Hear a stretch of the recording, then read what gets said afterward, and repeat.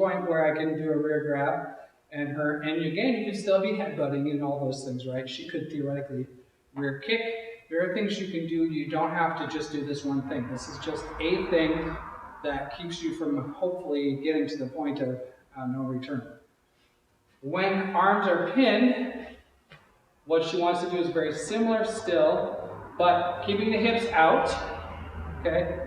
Still walking away, and what you want to do is try to fight your hands up in between to get over the top and out. It's not always going to be possible, but we're going to do that so you can see what that looks like. So as I come in, she's going to still scooch, because when she scoots forward, it's very, very difficult for me to lift her up. I mean, if I was significantly bigger than her, it would be harder, but I'm not.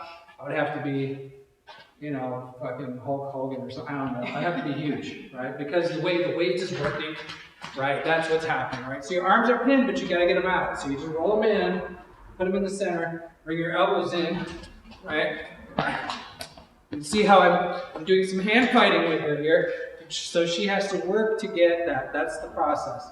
As soon as she can, she needs to turn to face. Okay?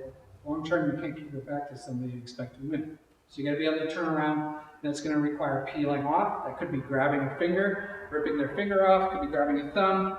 You can also latch onto their pants legs, their clothing, whatever that looks like, whatever that is, and use that as a point of leverage to rotate out. So we're going to do that as well. So I'm coming in. I'm going to go slow so she has time to do this. She's never done it before. So as we do this, her arms are pinned. She's fighting with me.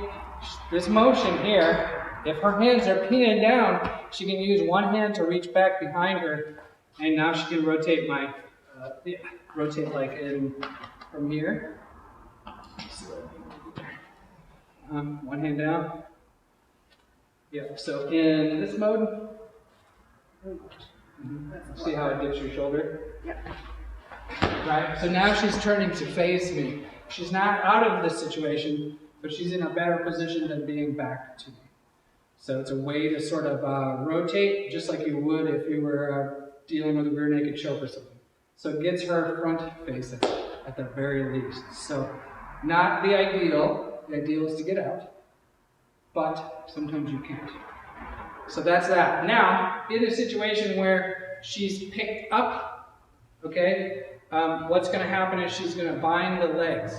Okay, binding the legs is kind of a desperate attempt. You could be kicking with one leg, bind the other. There's going to be some stumbling, and it could potentially be falling. So again, it's not ideal. I'm not saying it's a free and clear situation. It's just a way to keep from going from where you're at now to another isolated location. So these are all lesser evil kinds of issues.